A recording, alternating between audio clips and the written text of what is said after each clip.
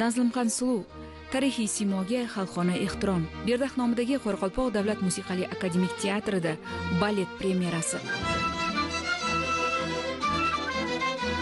Bugungi premyeradan o'zingiz ham guvoh bo'lib tursiz. Xalqimiz qanday jo'xori darajada kutib olyapti. Reformalarning o'zgarishlarning arqasida haqiqatan жаңа O'zbekistonda bugungi yoshlarimiz, bugungi mamlakatda o'z o'sib o'tirgan pidaylarimiz qanday bo'lishi kerak? Ya'ni bu bag'darda teatrning o'rnining ayriqchaligini shunday bir xalqimizga yilida yaqinlatib, yetkazib berayotgan hurmatli prezidentimizga o'z oldina minnatdorchilik bildiramiz. Sebebi 2024-yil noyabr oyida biz teatr xizmatkorlari uchun ulkan tarixiy qarorni bizga in'om etdi. Bu qarorning ichida juda ulkan o'zgarishlar hamda жаңа reformalar, tomoshabinlarning teatrimizga qaytuvi da shu qarorning natijasida desek qatelashmaymiz. 2023-yil prezidentimiz teatrga keldi. Yurtdoshlar to'parning uchrashdi, dramaturglarning, yozuvchilarning, aktyorlar, kompozitorlarning. Bugun qanday o'zgarishlar? 2023-yil 30-martdagi teatrimizga prezidentimizning tarixiy keluvinde sol vaqtda bergan tavsiyalar tekrarında, ya'ni Ajniyaz babamızın, Berdax babamızın 200 yıllıklarını keng turda belgileu tavsirmasini bergan edi. Mana sol barcha teatrimizda 24-yil Ajniyaz operasi qayta qo'yildi. Xalqimizga in'om etildi. Hamda bo'lgan albatta yosh aktyorlarimiz, bugungi kundagi qahramonlarimiz, жаңа O'zbekistonning yosh talant egalari atqarib chiqdi Ajniyaz operasini. Bu albatta prezidentimizning belgilab bergan tavsiyalar tekrarında bo'ldi. Parda ochilishiga 10 daqiqa vaqt qoldi. Ijodkorlar esa hayajonda. Biz imkon qadar asosiy ijro etuvchilari bilan va mualliflari bilan gaplashishga harakat qilamiz. Birgalikda ketdik. Siz o'zingiz duretuvchi sifatida Nazlimxon Suluvga qalay qaradingiz? Neni angladingiz? Nazlimxon Suluvni bugun chiqarmada ishlov barisida qanday tanidingiz? Berdax atındagi Qoraqalpoq mamlakatlik akademiyalik muzikалық teatr sahnasında premyerasi bo'ldi. Nazlimxon Suluv degende biz albatta shu Muzdaqon qalasındagi tarixiy izlashlar bu yerda juda ko'p. So'ng shundagi meni qiziqtirgani shu Nazlimxon Suluv legendasi bo'ldi. Sebebi bu legendada iki yoshning muhabbatına ayrim bir qara kuchlarning qasyanchiligi arkasında ekövünün canının qurban bo'lgani aytilgan legenda bana juda qattiq ta'sir etdi. So'ng men shu balet yozuv ne qildim, kirishdim.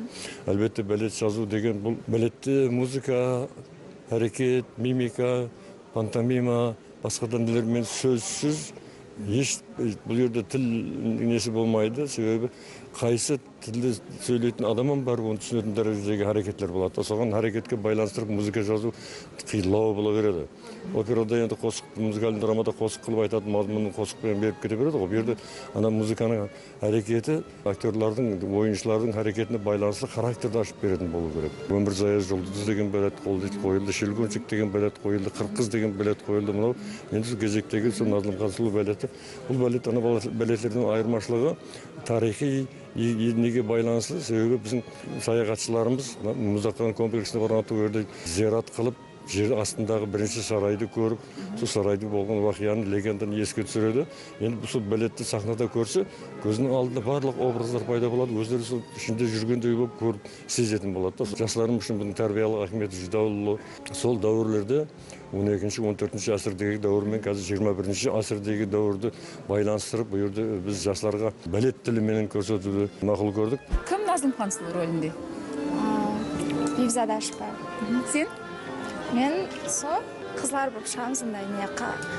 Мунирдің андай типа қабақпен ойнаймыз ғой, суға Қабақпен образды жаратасыз, е?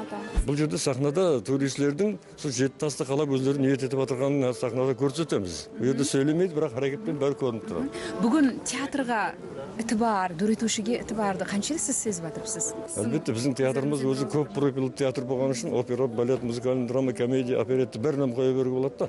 Біздің театрымыздың мүмкіншілігі дым күшлі. Bundan 2 жыл алдын меніңше президент бұл жерге келіп дуретушілермен ұшырасып өтті. Бүгін нелер өзгерді? Ондан бері біздің театрымызда көп қана классик шығармалар қойылды, Гамлет қойылды, басқа да моноопералар қойылды, балетлер қойылып жатыр мінекей. Еліміз сондай спектакльдер давам ете береді деп ойлаймын. Бұл президентіміздің бізге берген жаңағы күш қуаты, ғайраты, біз соны давам етіп, соны бежерсек, өзіміздің вазифамызды орындаған боламыз. Бұл жер Қарақалпақ мәдениетінің бір генетик коды сақталып қалатұғын жер. Әлбетте. Басқа театрларда қарағанда біздің театрымыз көп профильді, көп жанрлы да. Соның үшін біздің театрымыздың репертуарында әрқилы жанрдағы спектакльдерді көріп. Театрымызда үлкен өзгерістер болып жатыпты. Жақында ғана мінекей айтып өту орынды 30 июнь жастар күні менен біздің театрымыздың жанкүйері, педагог, жас драматургы, сахна ұстасы Ислам Ешниязов март оғлан мемлекеттік сыйлығымен сыйлықланды. Бұл да құрметті президентіміздің біздің Бердақ атында Қарақалпақ мемлекеттік академиялық музыкалық театрына болған этибары, бүткіл Өзбекстан театрларына, көркем өнерге деген этибары десек болады.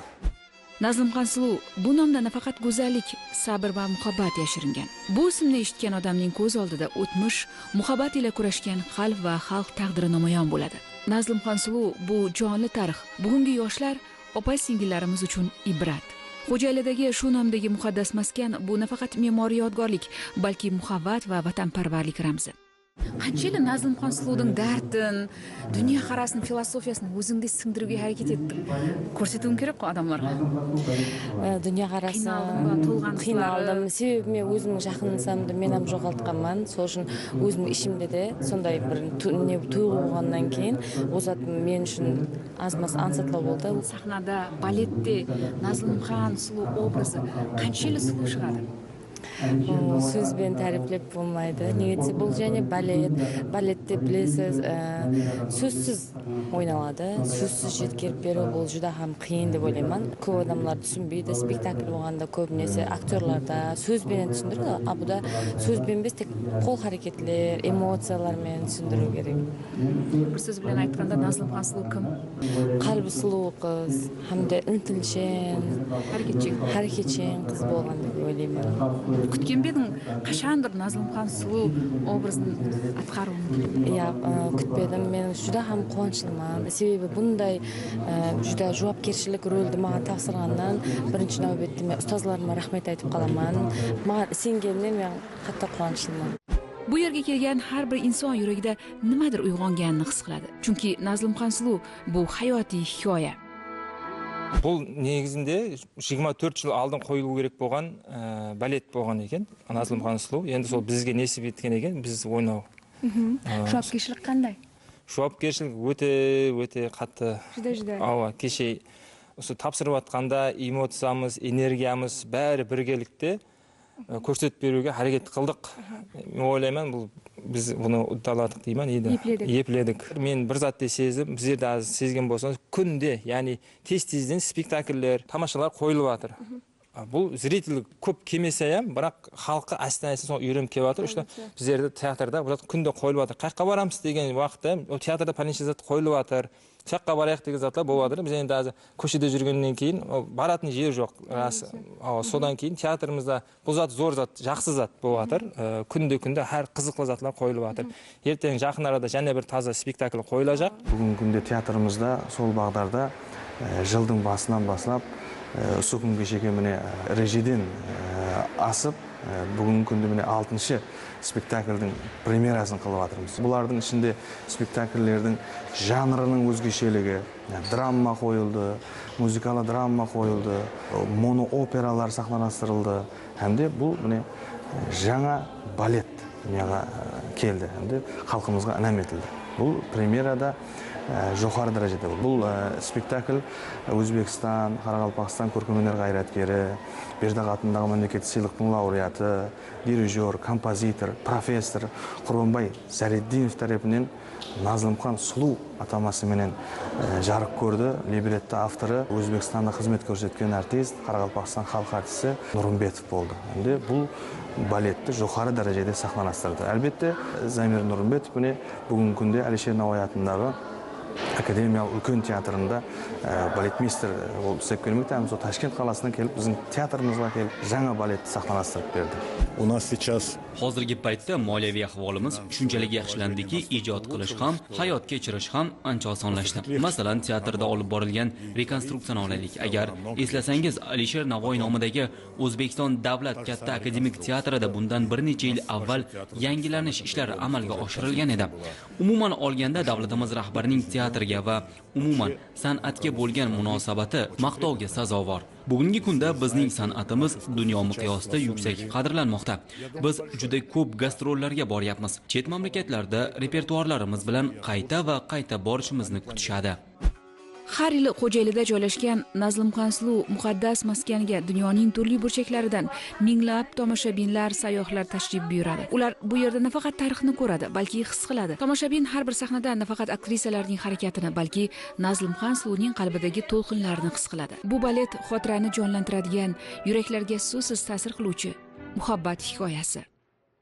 Бұл жаңалықлар, бұл өзгерістер қандай өзінен өзі болып отырған жоқ. Бұған тікелей мемлекетіміздің бастап отырған жаңа қарарлар, жаңа фармандар тикарында болып отырды. Президентіміздің 399 салы қарарында да бұл өзгерістер әммесі айтылып отыр. Hem de театрымыз биыл 100-ші маусымын ашады, hem de кейінгі жыл театрымыз 100 жасқа толады. Осы мünasebetпенен қарарда театрымыз реконструкцияға кіртілген, яғни 2026 жылы театрымызда жаңаша өзгерістер, заманауи сахна, заманауи техникалар кіріп келеді. Енді сол текарда бізде құрметтен, этибардан жаңа бір жетіскенліктеріміз бенен әлбетте болған жауап қайтарамыз. Жаңа сахналық шығармаларды сахналастырып, жаңа спектакльдерді еледе жаңаша ұсулда сахналастырып, сол арқалы біз өзіміздің театрымызға болған этибарды, өзіміздің минетімізбен қайтаруға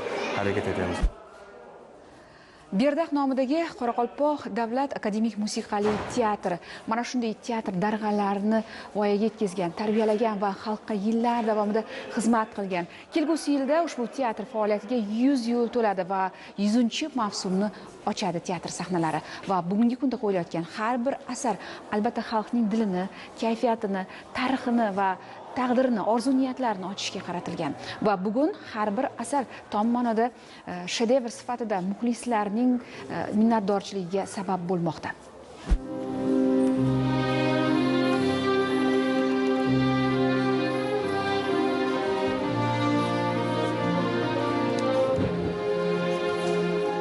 Men bugungi balet orqali Nazlimxonsuluning qanday bo'lganligini o'z ko'zim bilan ko'rdim. Hamda bu balet menda o'zgacha ta'sir qoldirdi.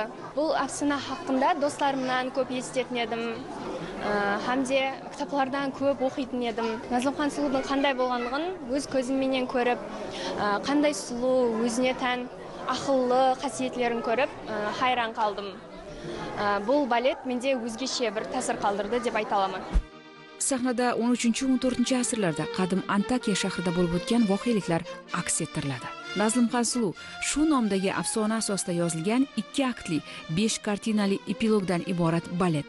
Libretto muallifi Zamir Nurimbetov, dirijyor O'zbekiston va Qoraqalpog'iston san'at arbobi, Berdaq nomidagi davlat mukofoti sovrindori Qurbonbay Zariddinov, sahnalashtiruvchi baletmeyster, O'zbekistonda xizmat ko'rsatgan artist, Qoraqalpog'iston xalq artisti Zamir Nurimbetov.